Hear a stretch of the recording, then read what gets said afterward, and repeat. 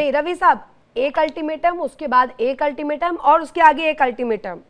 अब दुनिया यही देख रही है कि एक तरफ से अल्टीमेटम आता है, दूसरी तरफ से उसके रिएक्शन में, उसके कॉन्ट्ररी में एक अल्टीमेटम आता है। दोनों ही यही कर रहे हैं।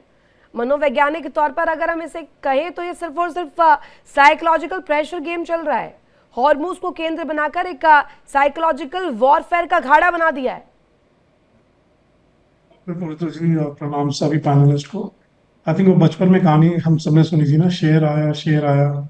और उसी के वही केस जो है, जैसा अभी सर ने बोला कि ट्रम्प के केस में ये है कि वो शेर हर रोज ही आता है। अब वो कनाडा के पीछे बढ़ गए हैं। तो ये एक बहुत बड़ी कोई, डेफिनेटली मुझे भी लगता है कि कोई मानसिक संतुलन की भी बात है।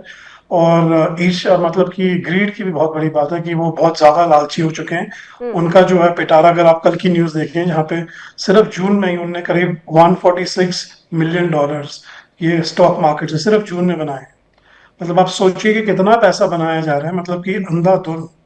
और मैं आपके ही चैनल में पहले बोल चुका हूँ कि किताबें लिखी जाएंगी आज से 10 साल बाद कि ये क्या फेज रहा था, जिससे वर्ल्ड ऑर्डर जो है उसने एक नया रुख जो है उसका बदला। और ये हुआ था करीब 90 साल पहले, जब आपने देखा कि यूके जो है उसका डाउनफॉल हुआ, पाउंड का डाउनफॉल हुआ। और यूके और फ्रांस जो थे उनका तहस नहस हो गया था वर्ल्ड वॉर 2 में। और उसी के बाद ही अमेरिका जो है वो आगे बढ़ा। तो अब जो है ट्रम्प को अगर याद दिया जाएगा, और आज ही किसी कनाडा के कोई जर्नलिस्ट है, उनने भी यही आज ट्वीट किया कि सिर्फ सिंगल हैंडेड जो है ट्रम्प, उनने जो है पूरे विश्व में कूड़ा मचाया है। और जितना भी अमेरिका का इतना बड़ा जो कहते हैं कि पैक्स अमेरिकाना का जो पूरा जो प्रोसेस था वर्ल्ड वॉर 2 के बाद, कि पीस दुनिया में अमेरिका रखेगा, वो खुद ही वो अपने वहां पे उसको डिस्टर्ब कर रहे हैं। अब ये भूल गए हैं कि अपने स्वार्थ के लिए और अपनी लालच के लिए वो पूरे जो है सारे अमेरिकन की उनने बदनामी कर दी है। और बहुत ज़्यादा मतलब मैं आपको क्या बताऊं कि लोग भी बहुत ज़्यादा परेशान हैं। और जब उनका खुद का जो बेस है, जो उनका रिपब्लिकन बेस है, वो जब परेशान होने लग जाता है, क्योंकि वो मार्केट में बहुत ज़्यादा इन्वॉल्व होता है। और मैं भी काफ़ी मार्केट पैनल्स में होता हूँ, तो मैं आपको बता सकता हूँ कि लोग बहुत ज़्यादा परेशान हैं। और ये जो है सेकंड मिड टर्म जो है, अनलेस कोई बहुत बड़ा कोई मिरेकल हो, जैसे आपने पहले देखा था इनके ऊपर कनपट्टी पे इनको इनकी लाइफ बची थी जब इनके ऊपर अटैक हुआ था। ऐसा कोई मिरेकल जब होता है तो शायद वो अपने आप को बचा ले। मुझे तो नहीं लगता कि ये जो है अभी जो ट्रम्प 2.0 का जो पूरा है, सिर्फ वो नहीं, उनके जितने भी आपने देखा है कि चाहे वो पीट हेगसेट हो, चाहे वो मार्को रूबियो हो, आजकल मार्को रूबियो ने वैक्सीन ली हुई है। और बाकी भी लोग छोड़ छोड़ के भाग रहे हैं। पता नहीं कि कल कहीं मार्को रूबियो भी ना कहीं भाग जाए। पर मैं एक चीज बोलना चाहूंगा कि ये सिर्फ यूएसए की हालत नहीं है। ईरान कितना भी अपने आप को ब्रेव दिखाए और कितना भी बोले, ईरान की भी अंदर से बहुत बुरी हालत है। पर ईरान को ये पता था, जो ईरान को जो डेटा भी आप देखें कि ईरान क्यों निकाल रहा है। आपने बहुत ही बढ़िया रिपोर्ट बोली कि कैसे वो प्रोड्यूस कर रहा है, क्योंकि ईरान को पता है कि ऐसा कभी होगा। तो इन लोगों ने इतनी बढ़िया जो अपनी अंडरग्राउंड इंडस्ट्रीज बनाई हुई है, असेंबली यूनिट्स बनाए हुए हैं। और हाँ, असेंबली यूनिट्स में कांस्टेंट सप्लाई आ रही है चाइना से, क्योंकि बगैर उसके, और इनका बहुत बड़ा स्टोरेज रहा है। और खुद की इंजीनियरिंग बहुत ज़्यादा है। अगर आप यहाँ की खुद की, अगर अमेरिकन की लिटरेसी देखें और इनके प्रोफेशनल लोग को देखें, आपको ये याद रखना चाहिए कि अमेरिका में जो है अभी भी करीब 30% जो अमेरिका का आर्म प्रोडक्शन है वो चाइना में बन के आता है। पर ईरान में तो बहुत ज़्यादा इंजीनियरिंग का काम है, बहुत ज़्यादा मैन्युफैक्चरिंग का काम है।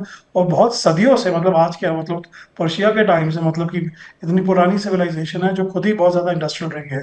फिर तो तो वही सवाल है ये कि उठ इतने जाएगा टाइम की। मॉडर्न वॉरफेयर में। अगर देखें राजन सर, अगर नॉर्मल किसी भी जंग का जिक्र करें, जंग सिर्फ और सिर्फ हथियारों को एक बार चला देने से नहीं जीती जाती, उसके पीछे की तैयारी भी पूरा ग्राउंड तैयार करती है। आपने हथियारों को इस्तेमाल कर लिया, उसके बाद रिप्रोडक्शन, एक तरह से एस्केलेशन, वो भी बहुत इंपॉर्टेंट होता है। हथियारों का स्टॉक पाइल रेडी करना भी इंपॉर्टेंट होता है। अभी हम देख रहे हैं ईरान उसको भी तैयार कर रहा है। दूसरी तरफ अमेरिका को हम देखें तो अमेरिका के हथियार का जो पूरा प्रारूप है, एक तरह से वो खत्म हो रहा है, जखीरा खत्म हो रहा है, उसकी साख क्वेश्चन में आ रही है, दोस्त छटक रहे हैं, चारों तरफ से डेंट मिल रहा है सर।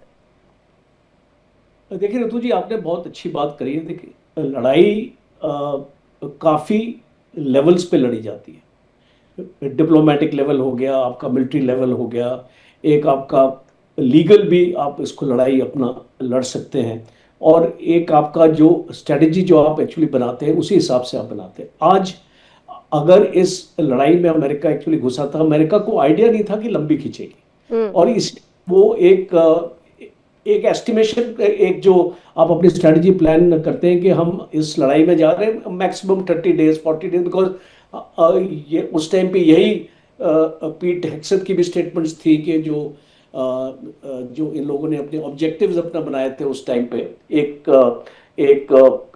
व्हाइट हाउस का एक पेपर भी है जो इसमें पब्लिश हुआ था पेंटागन से। तो जब हम इस चीजों को देखते हैं तो एक लेसन आई थिंक सबके लिए है, आई मीन इंडिया के लिए भी है, सबके लिए भी है, कि जब आप एक लड़ाई अपने लड़ते हैं तो आपको उसको पता होना चाहिए कि आपकी जो एक आपका एंड स्टेट क्या होने वाला है, आपकी एग्जिट स्ट्रेटजी क्या होने वाली। जब आपकी कोई डिफाइंड एग्जिट स्ट्रेटजी ही नहीं है तो आप इस लड़ाई को एक एस्केलेटरी में इसमें डाल देते हैं, एस्केलेशन लैडर में डाल देते हैं। आपको नहीं पता कि इसको आप डी एस्केलेट कैसे करेंगे। और आपने इसको देखा, ईरान ने तो अपनी पूरे अंडर, एक चीज और इंपॉर्टेंट है यहाँ पे, आपने ईरान का ब्लॉकेट कर दिया, पर आपने क्या कैस्पियन सी को ब्लॉकेट किया, बिकॉज आप देखिए वो है रशिया की तरफ, और इस रशिया से जो भी सामान और शिप्स की मूवमेंट है, मर्चेंट वेसल्स की मूवमेंट है, वो अमेरिका नहीं रोक सकता है वहां पे। और उसको वहां पे क्योंकि रशिया का जो डोमिनेशन है उधर कैस्पियन सी के ऊपर, तो वो एक तरीका है जहां से ईरान को सामान मिलता आया है। और चाइना का जो रूट है, देखिए चाइना ने इसको ईरान को बहुत सारा एक्चुअली सामान दिया है और अभी भी दे रहा है, वो यहां से थोड़ी आ रहा है, आपके अरेबियन सी की तरफ से थोड़ी आ रहा है आपका, it is coming from the Caspian Sea, because China और रशिया भी जो आप जानते हैं कि उनकी भी एक या यूं कहे राजन सर के ये वाला जो एक पूरा जो खेमा तैयार हो रहा है, गुट तैयार हो रहा है, Iran plus China plus Russia, ये हावी हो गया है थोड़ा सा ज्यादा। हाँ बिल्कुल, ये बहुत इंपॉर्टेंट है। देखिए चाइना, रशिया, ईरान और नॉर्थ कोरिया को भी मत भूलिए आप इसमें, और इसमें 3 आपके न्यूक्लियर कंट्रीज हैं। और जो ये लोग बोलते हैं ना ईरान के पास न्यूक्लियर एक वॉरहेड नहीं है, इसको मैं आपको एक एनालिसिस अपना देता हूं। देखिए आज अगर आप बोलते हैं ईरान ने 60% एनरिचमेंट कर लिया, एक पीसफुल के लिए, इलेक्ट्रिसिटी के लिए बनाने के लिए, पावर के लिए आपको 3 से 5% एनरिचमेंट से ज्यादा आपको नहीं करना होता, इट्स नॉट रिक्वायर्ड। जब आप एक 60% के लेवल तक पहुंच जाते हैं, इसका मतलब कि एक न्यूक्लियर वॉरहेड आपका 60% एनरिचमेंट में भी बन सकता है।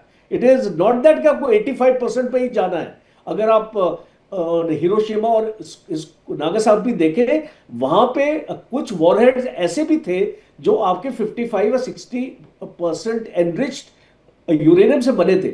बेशक उनका इंपैक्ट उससे कम होगा, बट आपका एक डिवास्टेटिंग इंपैक्ट तो होगा। तो इसीलिए आप ये मत समझिए, अमेरिका को भी नहीं समझना चाहिए, बिकॉज इस एक उसमें इल्यूजन में नहीं रहना चाहिए अमेरिका को। घातक तो होगा ही, मतलब आप कह रहे हैं कि मतलब नहीं है कि एनरिच इतना ही करे, जितना परसेंटेज का जिक्र होता है उतना ही हो, उसका कोई एक इम्पोर्टेंस नहीं है, जरूरी नहीं है। हथियारों का खेल कम एनरिच्ड यूरेनियम के साथ भी हो सकता है। स्वतंत्र सर, इसी पर अगर मैं आपसे पूछूं कि सीधी चुनौती क्या ईरान ने अब दे दी है, is this the final call, final statement, और हॉर्मुज इसके बाद किस तरीके की वहां पर तस्वीर रहने वाली है, वो अखाड़ा क्या और ज्यादा तनावपूर्ण बनेगा? हाँ रितु जी, देखिए ईरानियन प्रेसिडेंट ने तो घोषित कर दिया है कि वो विजेता है इस युद्ध के, और जैसा कि कोचर साहब कह रहे थे, एक अलग एक्सिस तैयार हो गया है रशिया, चाइना और ईरान का। अब देखिए कि चाइना अगर नॉर्थ कोरिया को एटॉमिक वेपन्स दे सकता है तो वो ईरान को भी दे सकता है, जैसे एनरिचमेंट वाली बात कोचर साहब कह रहे हैं, that is fine, but enrichment के बगैर भी तो उसे एटॉमिक वेपन्स मिल सकते हैं बैक रूट से, जैसे नॉर्थ कोरिया को मिले थे। तो सिचुएशन वाकई बड़ी वोलाटाइल है, और अगर न्यूक्लियर वेपन्स ईरान के पास पहुंचते हैं तो स्थिति और भी ज्यादा विस्फोटक हो जाएगी। उसके बाद एक ही चीज की जरूरत होगी आपको, कि लॉन्ग रेंज मिसाइल्स जिनसे आप अमेरिकन बेसिस को टारगेट कर पाए, and that is also possible. जैसे कैस्पियन सी वाली बात है, वो बिल्कुल सही है, क्योंकि कैस्पियन सी पे कोई कंट्रोल नहीं है यूएस का, और चाइना और रशिया दोनों को एक्सेस है। बट दूसरा पहलू ये भी है कि देखिए जो ग्लोबल ऑयल प्राइसेस हैं वो लगातार बढ़ रहे हैं, क्योंकि जो यूएस ब्लॉकेड है कहीं ना कहीं वहां पे इफेक्टिव है, शिप्स पास नहीं हो पा रहे, सिर्फ इराकी वेसल्स को वहां पे थोड़ी परमिशन दी गई है कि वो निकल सकते हैं, उसके अलावा वहां से कोई शिप्स नहीं निकल पा रहे। उसकी वजह से आप देखिए इंटरनेशनल क्रूड ऑयल प्राइसेस जो हैं लगातार बढ़ रहे हैं, तो ये एक दूसरा कंसर्न है। बट मुझे लगता है इस सारे वारफेयर में रशिया और चाइना ईरान की मदद से यूएस को घेर रहे हैं। जैसे यूक्रेन ने रशिया को फंसाया एक वॉर में, वहां पे पूरे नेटो ने उन्हें सपोर्ट किया, यहाँ पे रशिया और चाइना सपोर्ट कर रहा है और ईरान इस वॉर में यूएस को घेर रहा है। जब तक बूट्स ऑन ग्राउंड नहीं जाएगा नहीं, तब ठीक तक है, उन्हें decisive एक victory पॉइंट नहीं स्वतंत्र मिलने सर पाएगी। नोट हो गया कि अमेरिका हुकूमत जी। चला रहा है, दादागिरी कर रहा है। ऑन अ कॉन्ट्ररी जी। ईरान भी तो वही कर रहा है। हॉर्मूज सिर्फ और सिर्फ एक पाथवे Exactly. ईरान के लिए नहीं हो सकता ना। बिल्कुल रितु जी, देखिए बिल्कुल सही बात है आपकी। यहाँ पे असल खेल क्या है, एक्चुअली असल खेल इकोनॉमिक्स में ही जाके है। अमेरिका और चाइना के बीच में इस समय सबसे बड़ी इकोनॉमिक वॉर चल रही है। चाइना को पता है कि वो बड़े अच्छे से यूएस के साथ compete कर रहा है, बहुत सारे एरियाज में आगे निकल गया है, मैन्युफैक्चरिंग सुपर पावर है, वो किसी लड़ाई में इन्वॉल्व नहीं है, उसके पैसे नहीं खर्च हो रहे, वो कहीं भी एंगेज नहीं है, वो फ्री है, काम कर रहे हैं, पूरी दुनिया में अपना सामान बेच रहे हैं। They are getting like status of a economic super power जो यूएस का होता था, यूएस खो रहा है उसे। अगर आप जगह जगह एंगेज हो जाएंगे जाके, तो आप तो कहीं ना कहीं आपकी स्थिति खराब होनी है। तो वो चीज अब अमेरिका के साथ हो रही। आप बैकग्राउंड में देखेंगे ना, तो ये एक इकोनॉमिक वार है और उसमें फ्रंट पे कौन खड़ा है? ईरान खड़ा है। ईरान ने एंगेज करके रखा है यूएस इकोनॉमी को। जल्द ऐसा नहीं लगता कि नाजिम साहब इतने सालों के प्रतिबंधों के बाद अब तक ईरान ने ऐसा रिएक्ट नहीं किया? अभी तक जब हमले हो गए, खामेनेई को एलिमिनेट कर दिया गया, इसके बावजूद भी अभी तक इतना ज्यादा डेडली कोई अलर्ट या फिर ऐसी कोई धमकी नहीं आई थी। अभी इस मोमेंट पर, इस टाइम पर ऐसा क्यों, हॉर्मूज को लेकर स्पेशली? नाजिम साहब देखिए रितु जी, आपने जो बात अभी पीछे कही थी ना, तो चाइना और रशिया, ये मेरे मुंह की बात आपने छीनी। I think your good question, ये बहुत अच्छा सवाल था और मेरे को इसमें बहुत अच्छी तरीके से मैं समझता हूँ जवाब दिया और बहुत अच्छा जवाब था। I am so satisfied. But मैं आगे बताता हूँ नेक्स्ट टाइम क्या है कि ये जो हॉर्मुज वाला मामला है ना, जैसे कि अभी आपने कहा कि ईरान भी तो गलती कर रहा है। नहीं, ईरान गलती नहीं कर रहा। देखिए मिसाल के तौर पर आपका कहीं एक प्लॉट है और आपका पड़ोसी प्लॉट वाला अगर आपसे कहता है कि आपकी में 2 गज जमीन मेरी निकल रही है, तो समझ में आता है। लेकिन एक जिसका 100 प्लॉट के बाहर प्लॉट है, वो कहेगा आपके प्लॉट है, मेरी 2 गज जमीन निकल रही है। तो आई थिंक ये नॉट एक्सेप्टेबल है, इसे एक्सेप्ट नहीं किया जा सकता। भाई आप तो बहुत दूर हो, तो बहुत दूर वाला आदमी स्टेट ऑफ हॉर्मुज का भी बंद नहीं होगा। सिर्फ वो अमेरिका यूएस जो है धमकी देना बंद कर दे ईरान को, वो खुल जाएगा। आप कहना क्या चाह रहे हैं? बिना हॉर्मुज के आप इस जंग को नहीं जीत पाएंगे। देखिए इंडिया डेली 24/7 अब आपकी स्मार्ट टीवी पर। इंडिया डेली मौजूद है सभी डिजिटल प्लेटफॉर्म पर लाइव और लगातार। इंडिया डेली 24/7 हर दिन राष्ट्र को समर्पित।